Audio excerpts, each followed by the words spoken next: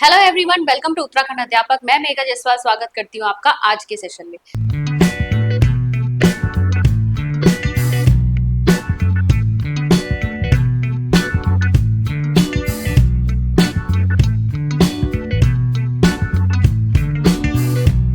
तो आज के सेशन में हम डिस्कस करेंगे आपके संडे टेस्ट 2 के रिजल्ट्स को। केवीएस पेडागोजी बूस्टर सीरीज का ये संडे टेस्ट 2 था और इसमें आप देखेंगे जो एवरेज टेस्ट डिटेल्स रही वो कुछ इस तरीके की। यहाँ पर देखिए जो स्टूडेंट्स थे वो कितने कम अपीयर हुए, केवल 9 स्टूडेंट्स ने दिए। एवरेज टेस्ट स्कोर जो रहा आपका वो 12.11 था। एवरेज टेस्ट स्कोर यहाँ पर जो टॉपर है उसके मार्क्स इससे ज्यादा आए हैं। तो आप यहाँ पर लीडर बोर्ड देख सकते हैं, अगेन टॉप किया है। पिछली बार भी संडे टेस्ट 1 में भी अंजुल ही टॉपर थे, तो इन्होंने 16 मार्क्स स्कोर किए हैं। उसके बाद सेकंड नंबर पे है मानवी जिन्होंने 14 मार्क्स स्कोर किए हैं। और बाकी आप देख सकते हैं यहाँ पर मारिया, मनीषा, अभिषेक, सत्यम, सुप्रिया, मोनिका, प्रदीप, राणा और केवल 9 स्टूडेंट्स ने ही यहाँ पर जो है ये टेस्ट अटेम्प्ट किया है। ठीक है, very very less, free test था आपके लिए। और यहाँ पर स्कोर देखेंगे तो यहाँ पर 14 रहा सेकेंड टॉपर का। अगर मैं यहाँ पर बात करूं अंजुल की, तो इनको फ्री कोर्स पिछले हफ्ते मिल चुका है, तो इसीलिए इस बार का जो फ्री कोर्स है वो हमारे सेकेंड टॉपर मानवी को जाएगा। ठीक है, तो कॉन्ग्रेचुलेशंस मानवी, आपको मिलता है केवीएस पेडागोजी का जो कोर्स है अचीवर्स ऐप पर वो फ्री।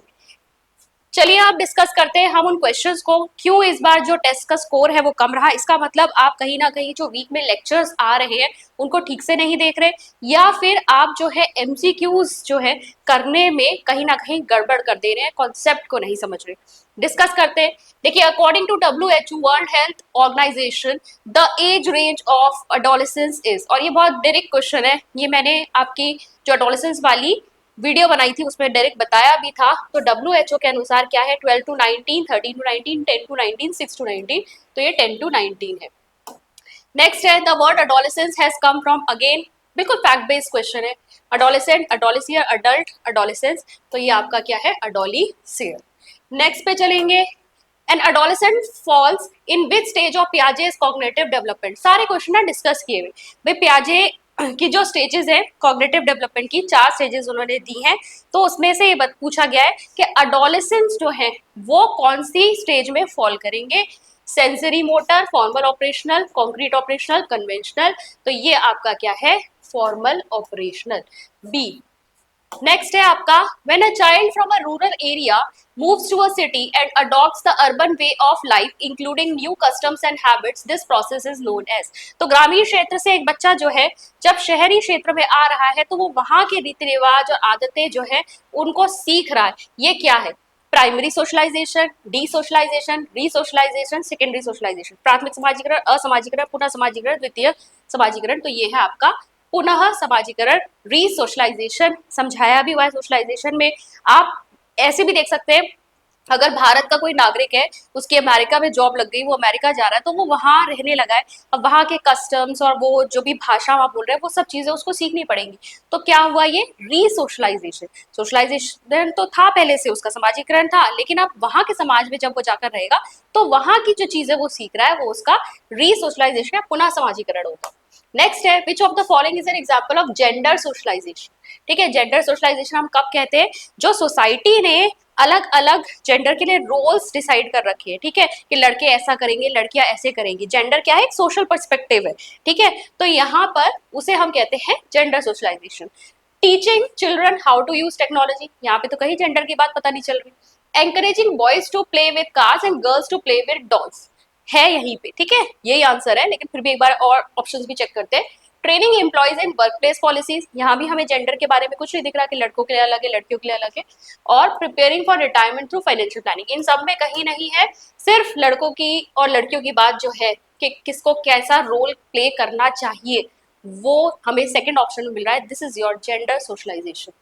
नेक्स्ट है A college student preparing for a future career by doing an internship is an example। देखिए, मैंने हम बताया था सोशलाइजेशन वाली वीडियो में भी कि आप पहले से स्थापित किसी ग्रुप, किसी ऑर्गेनाइजेशन का हिस्सा बनने के लिए जो अपनी तैयारी करते हैं, ठीक है, that is your anticipatory socialisation. यहाँ पर भी क्या हो रहा है, स्टूडेंट प्रिपेयर कर रहा है फ्यूचर करियर के लिए, ठीक है, जिस भी करियर में को उसे चूज करना है उसके लिए वो क्या कर रहा है कि इंटर्नशिप ले रहा है, अपने आप को प्रिपेयर कर रहा है, उसके योग्य बना रहा है, तो वो क्या है, professional socialization, secondary socialization, anticipatory socialization, resocialization. तो ये है एंटीसिपेटरी, प्रत्याशित समाजीकरण। For more such content like share and subscribe our channel. और हमारे कोर्सेज को चेक करने के लिए डाउनलोड कीजिए अचीवर्स ऐप। अचीवर्स ऐप को डाउनलोड करने का लिंक नीचे डिस्क्रिप्शन बॉक्स में।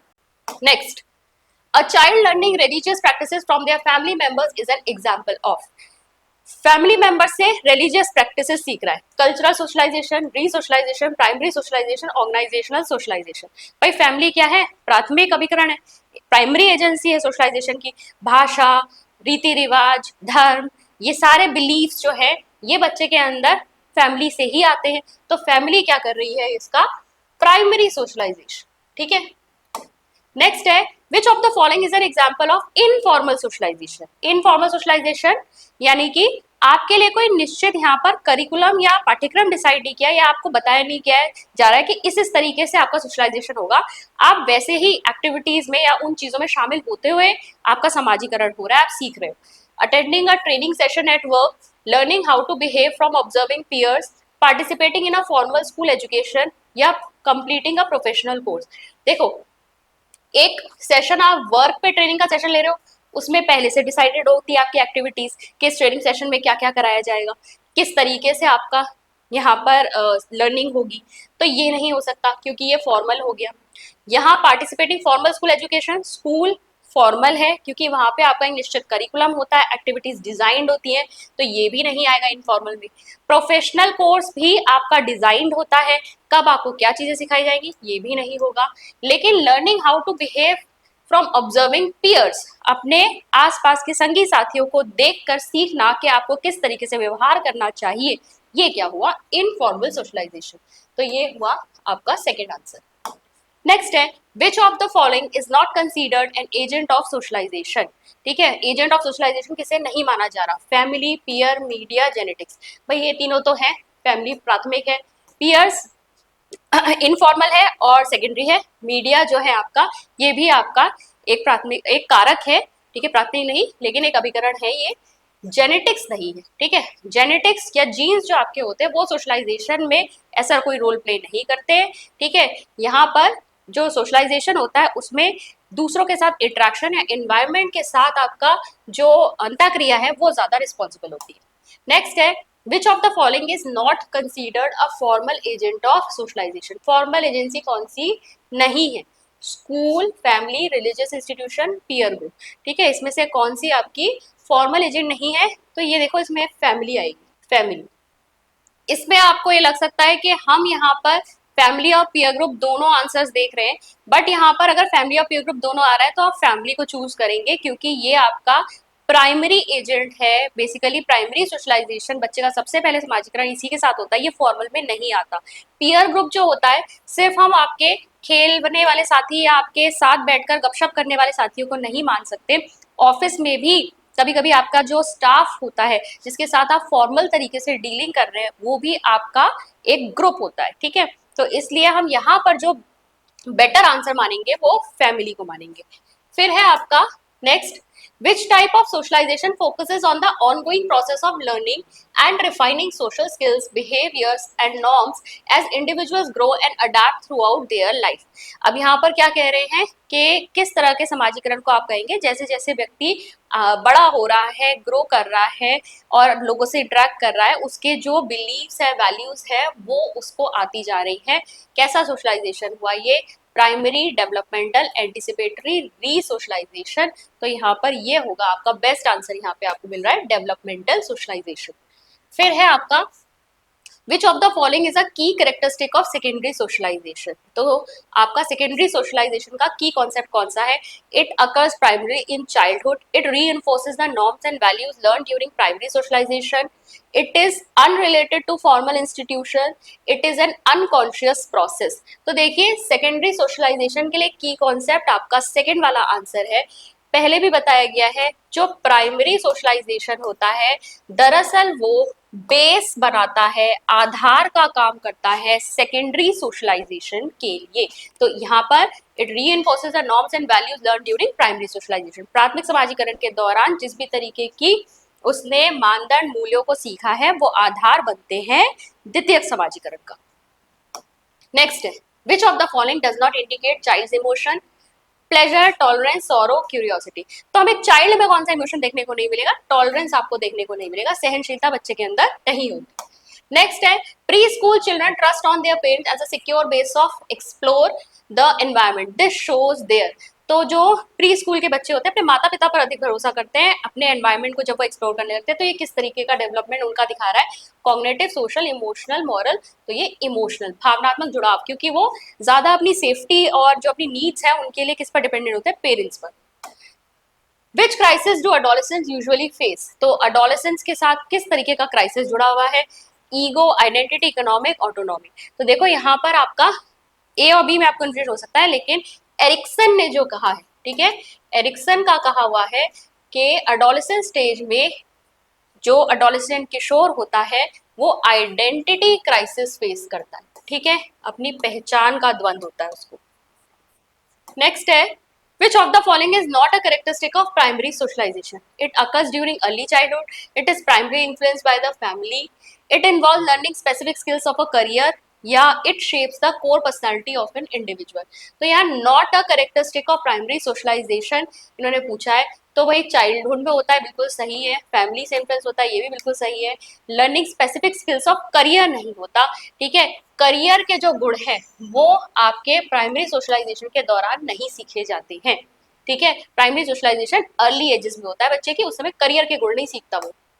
नेक्स्ट, असर्शन दिया है socialisation only occurs during early childhood and adolescence. Reason दिया है most important life lessons are learn during these formative years and there is no significant learning in adulthood, ठीक है। तो यहाँ पर कह रहे हैं कि सोशलाइजेशन जो होता है वो अर्ली चाइल्डहुड और एडोलेसेंस में ही होता है, तो ये गलत है, ठीक है, असर्शन गलत है।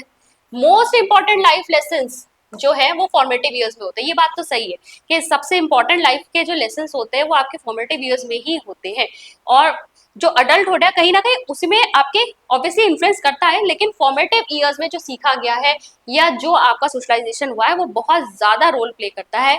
तो यहाँ पर आपका सही आंसर क्या होगा? A is false but R is true. Next है, preschool children trust on their parents as a secure base to explore the environment, this shows their। Again ये क्वेश्चन आई थिंक रिपीट हो गया है, तो ये आपका इमोशनल डेवलपमेंट ही होगा। Question 19, on the part of an individual the acquisition of values which society expects to imbibe and practice is known as, ठीक है। तो एक इंडिविजुअल के लिए जो वैल्यूज वगैरह वो एक्विजिशन जिसका कर रहा है, आत्मसात कर रहा है, और सोसाइटी जो उससे एक्सपेक्ट कर रही है उस तरह की वैल्यूज वो कर रहा है, तो ये क्या है? Social development, moral development, emotional development, spiritual development, ये है उसका सोशल डेवलपमेंट। और नेक्स्ट पे चलेंगे, which one of the following could be attributed to affective domain in child development। तो affective domain से कौन सा रिलेटेड है? फीलिंग, थिंकिंग, साइकिलिंग, क्राइंग, तो ये आपका फीलिंग है, ठीक है। फीलिंग जो है आपका अफेक्टिव डोमेन से रिलेटेड होता है। अब इसमें जो क्वेश्चंस आए वो हो सकता है आपको थोड़ा सा घुमाने वाले होंगे, इसीलिए शायद स्कोर कम रहा, इसलिए मैंने इसको डिस्कस भी कर लिया है। थ्योरी बेस्ड, जैसे कि एरिक्सन का एक क्वेश्चन था, तो वो थ्योरी जो है आपकी यहाँ मैंने डिस्कस नहीं की है, आप चाहें तो आपको ये भी किसी सीटेट की बुक में मिल जाएगी, आप अगर पढ़ना चाहते हैं इसको पढ़ लीजिएगा, क्योंकि इस पर से क्वेश्चन आ जाता है कई बार।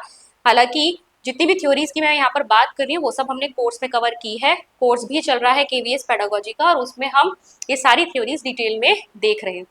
यहाँ यूट्यूब पे जितना संभव हो सकता है उतना मैं आपके साथ शेयर करने की कोशिश कर रही हूँ। जहाँ मैं नहीं बता सकती या फिर जहाँ पे थोड़ा सा टाइम टेकिंग हो जाएगा, तो वहाँ पर मैंने आपको उसका रिसोर्स भी बता दिया है कि कहाँ से आप उसको स्टडी कर सकते हैं, और इजीली मिल जाएगा। ऐसा कोई टफ चीज़ नहीं है जिसको आपको ढूंढने में दिक्कत हो। अगर कोई ऐसी चीज़ है जिसको ढूंढना पड़ रहा है इधर उधर से, क्योंकि ऐसा है कि यहाँ पर डिबेट्स वाला जो टॉपिक था, डोमेन्स वाला जो टॉपिक था, कुछ स्पेसिफिक चीज़ें थी जो मुझे थोड़ा बहुत इग्नू वाला मटेरियल या इधर उधर का मटेरियल भी थोड़ा बहुत देखना पड़ा, तो वो चीज़ मैं आपके लिए ऑलरेडी यहाँ पर ला रही हूँ, जिससे कि आपको बहुत ज़्यादा इधर उधर भागना ना पड़े। लेकिन जो इजीली अवेलेबल है वो आप लोगों के लिए आप आसानी से पढ़ सकते हैं। जरूरी नहीं है कि हर चीज को मैं यहाँ पर डिस्कस करूँ, ठीक है। कोर्स में सब कुछ डिस्कस हो रहा है। कोर्स अगर आप ज्वाइन करना चाहते हैं तो आप अचीवर्स ऐप को डाउनलोड कर सकते हैं। डाउनलोड करने का लिंक भी नीचे डिस्क्रिप्शन बॉक्स में दिया है।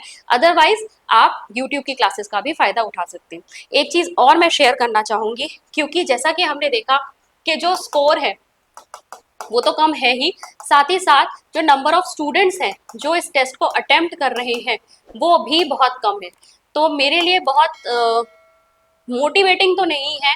ऑब्वियसली मुझे बहुत ही खराब लग रहा है कि क्लासेस भी आ रही हैं, उसके बाद फ्री टेस्ट भी दिया जा रहा है, आप लोग उसे भी अटेम्प्ट नहीं कर रहे हैं। तो हालांकि इस महीने का प्लान था कि हम हर संडे आपके लिए ये टेस्ट लेकर आएंगे, और 4 संडेज का ये प्रॉमिस था कि आप में से जो भी टॉपर होगा उसको कोर्स फ्री में दिया जाएगा। बट क्योंकि अभी बहुत कम लोग इस टेस्ट में अपीयर हो रहे हैं तो हम फिलहाल के लिए इसे रोक रहे हैं, और कुछ क्लासेस और आ जाने के बाद मे बी आफ्टर 2-3 वीक्स हम फिर से ये टेस्ट और ये कंपटीशन लेकर आएंगे, और जहां पर आप जो फ्री टेस्ट है वो प्राप्त करने का मौका आपको मिल सकता है, ठीक है।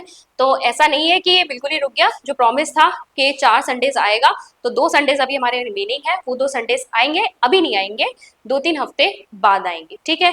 एटलीस्ट हमें दिखना चाहिए कि आप लोग इसमें इंटरेस्टेड हैं, क्योंकि अभी अगर इंटरेस्ट नहीं दिख रहा है तो इस टेस्ट को लाकर कोई फायदा नहीं है। और इसके बाद मैं यही कहना चाहूंगी कि अगर आपको क्लासेस पसंद आ रही हैं तो प्लीज इसको लाइक कीजिए, अपने दोस्तों के साथ शेयर जरूर कीजिए, चैनल को सब्सक्राइब कर लीजिए अगर अभी तक सब्सक्राइब नहीं किया है। कोर्स लेना चाहते हैं तो हमारी ऐप को एक बार जरूर चेक कीजिएगा। प्रैक्टिस वहां पर अच्छी हो रही, रिकॉर्डेड सेशंस भी मिलते हैं, लाइव सेशंस भी मिलते हैं आपको, साथ ही साथ आपकी एमसीक्यू प्रैक्टिस भी वहां पर हो जाती है। आई होप आपको आज की वीडियो अच्छी लगी होगी। मैं मिलती हूँ आपसे नेक्स्ट सेशन में। Thank you.